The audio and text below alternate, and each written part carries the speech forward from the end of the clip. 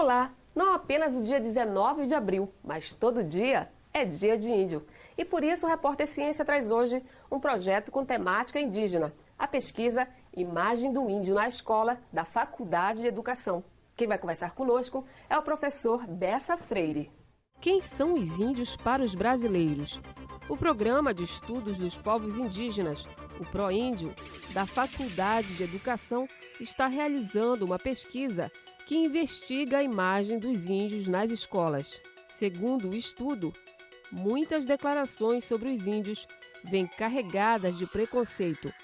E a origem dessa visão distorcida é a escola. Eu fiz entrevistas pelo Facebook e também fiz entrevistas pessoalmente, pessoas de diversas idades, para ver realmente a diferença, né? O que elas aprenderam sobre os índios na escola, material didático. O que eu percebi, que a ideia, o que a escola continua passando para essas pessoas é a mesma coisa. O índio que vive em oca, o índio que anda pelado, o índio que vive da subsistência, enfim. Os pesquisadores verificaram que, além da escola, a mídia também contribui para a imagem preconceituosa sobre o índio. Eu percebi o seguinte, para as pessoas idosas que não tinham muito estudo, né? Eles tinham uma visão mais positiva. O índio cuida bem da natureza, eu gosto muito da medicina indígena, meu avô usava ervas e ficava falando essas coisas assim.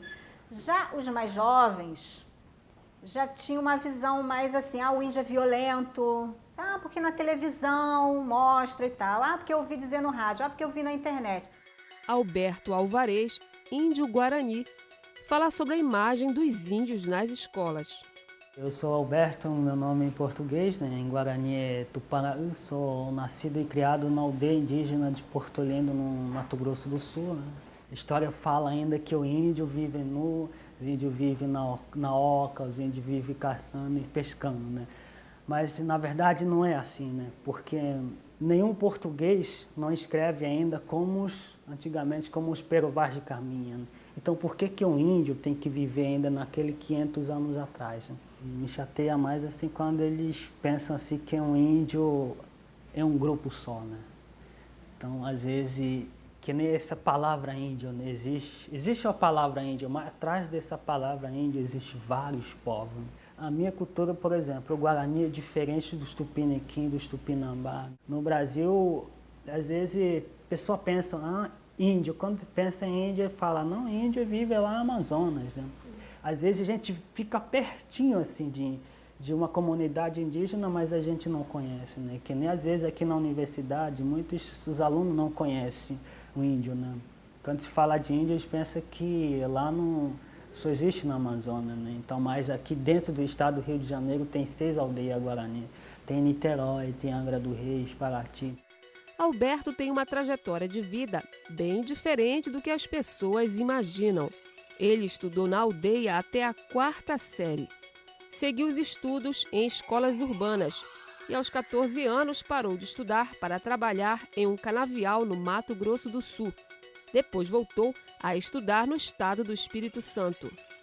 Então lá que eu comecei a estudar o curso de formação dos professores, assim, então já sou professor formado, assim, tudo. Eu já me formei também na língua de tradução indígena na Universidade Federal do Espírito Santo.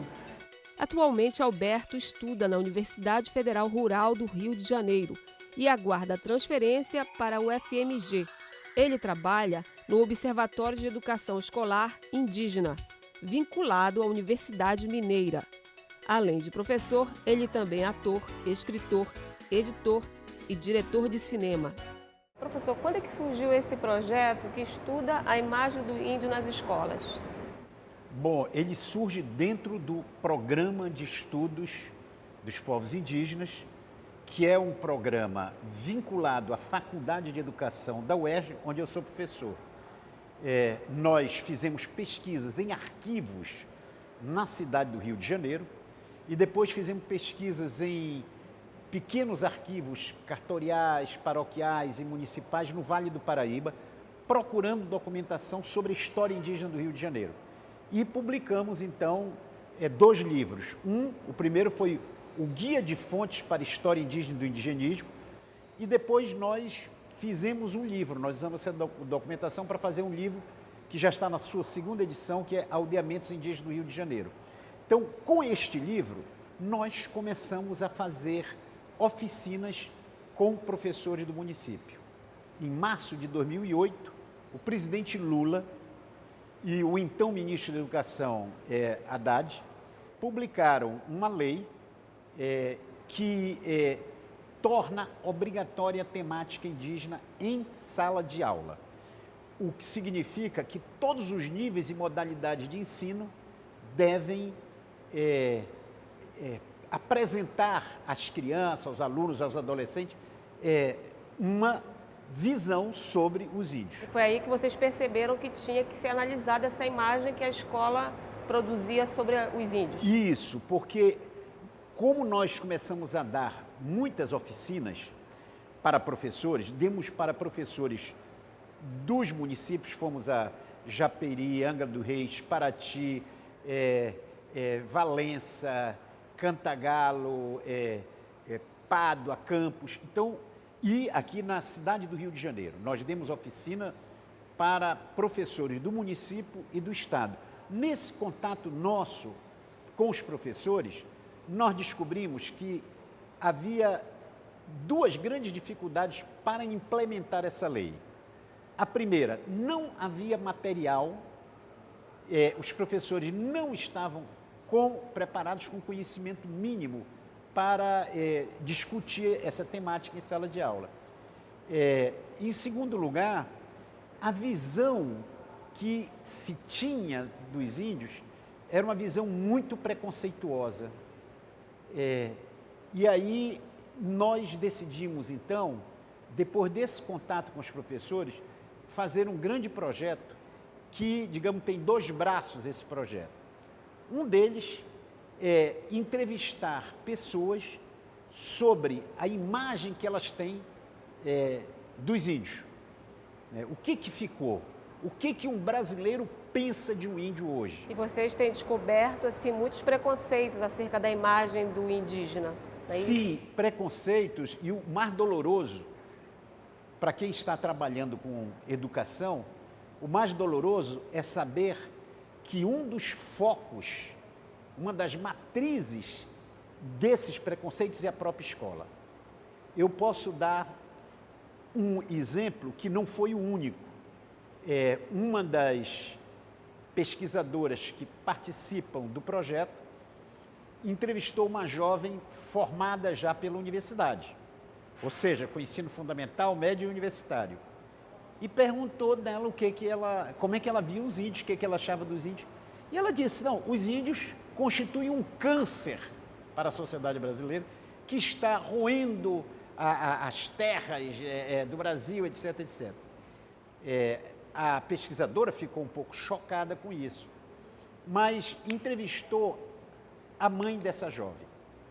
E a mãe dessa jovem, que não frequenta escola, ela é motorista de uma van dessas escolar, ela não teve escolaridade desenvolvida, ela tem uma visão sobre os índios muito menos preconceituosa e muito mais perto daquela visão que, digamos, a antropologia, a etnologia está chegando. Essa educação que está deseducando. É isso, e mais, quer dizer, a mídia também tem contribuído para reforçar, porque os jornalistas são formados por essa escola e eles vão e repetem um pouco. Então, a imagem dessa jovem que eu citei, universitária, cheia de preconceitos, depois de ter frequentado os 3 níveis de ensino, enquanto a mãe, que só frequentou o primeiro, não tinha preconceito, isso nos fez pensar o seguinte, que a escola estava sendo um dos focos desse preconceito. É uma suspeita que a gente tem e que eu acho interessante aprofundar para verificar, né? Porque, e mais, quando a entrevistadora, a pesquisadora, disse, não, mas sua mãe tem uma visão diferente, ela usou o seu diploma universitário para dizer porque ela não estudou.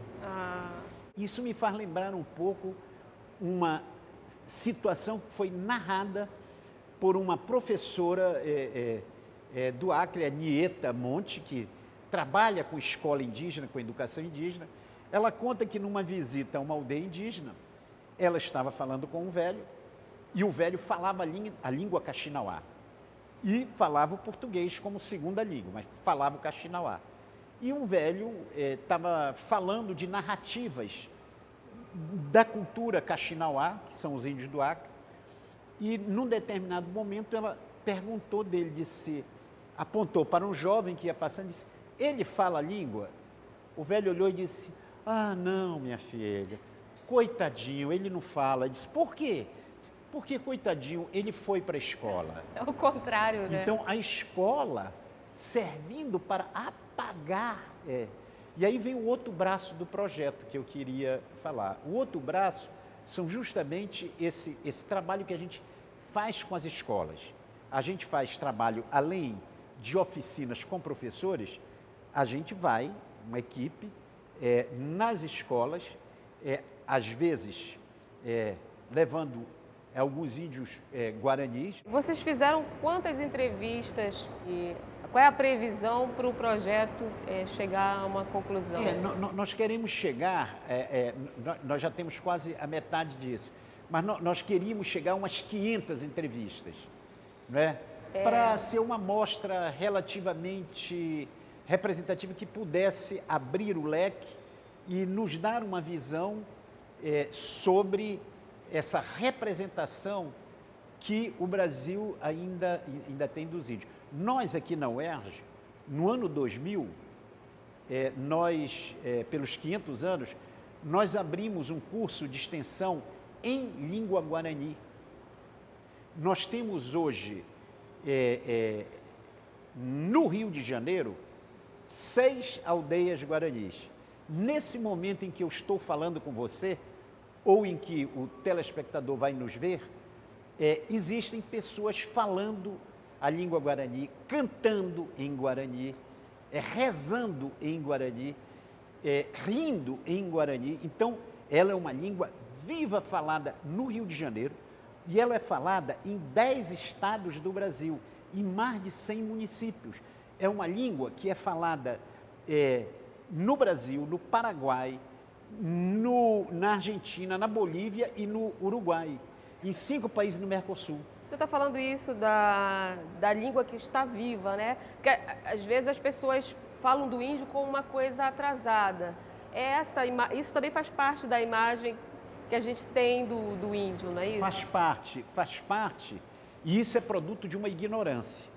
Porque de 190 milhões de brasileiros, 200 milhões de brasileiros, você não tem 500 mil brasileiros que possam te dizer, eu conheço índios, eu visitei a aldeia de índios. Então, os brasileiros não têm contato com os índios. A imagem que eles têm dos índios é aquela imagem que a escola e a mídia passam. E essa imagem é uma imagem preconceituosa, deformada. E sabe por que ela é preconceituosa? Porque tem implicações de ordem legal.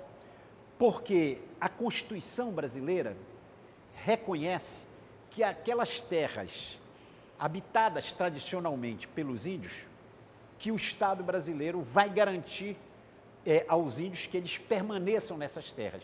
Elas não são propriedade dos índios. As terras indígenas não são propriedade dos índios. São propriedades da União.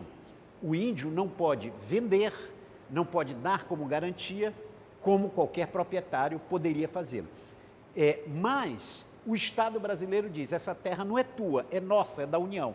Mas eu te garanto que ninguém mais vai tocar e que o que vocês conservaram, nós vamos dar uma garantia para que vocês continuem habitando. Então, como o Estado brasileiro reconhece ao índio o direito à terra, pipocam nessas áreas de fronteira conflitos entre indivíduos da sociedade nacional, fazendeiros, plantadores de soja, empresas de minério, garimpeiros, etc., que tentam abocanhar essas terras indígenas. Então interessa para eles dizer que o índio é uma coisa do passado, Do passado, que que já ele está não existe.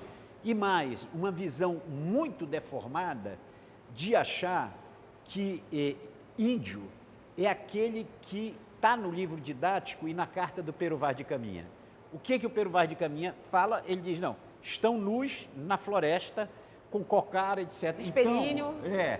Então, na cabeça das pessoas, ficou isso. Aí hoje, você vê um índio de carne e osso, que passa na tua frente, com relógio, com celular. Aí você compara com aquele índio do papel, do século XVI, e você diz, não, ele não é um índio de verdade. Então, o índio de verdade é que passou a ser de mentira. E aquele índio que não existe mais do século XVI é que passou a ser o índio de verdade. Qual é o objetivo final de fazer essas entrevistas? Vocês pretendem lançar um livro? Olha só, nós pretendemos com isso fazer uma dos objetivos que deve ser de uma faculdade de educação como a nossa da UERJ, porque o programa pertence à Faculdade de Educação. Nós queremos interferir, contribuir para a formulação de políticas públicas na área de educação. Nós queremos dizer para o Ministério da Educação, para a Secretaria de Estado de Educação, para a Secretaria dos Municípios, nós queremos dizer, olha, isso daqui não está funcionando como devia, não é?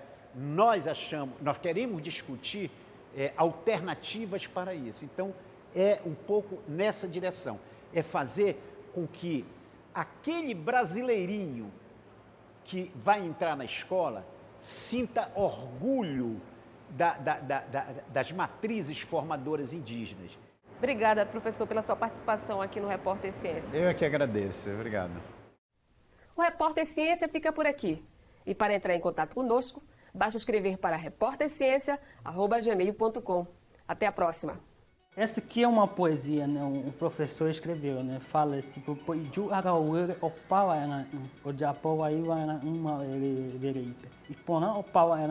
significa que o borboleta ela nunca vai fazer mal a ninguém.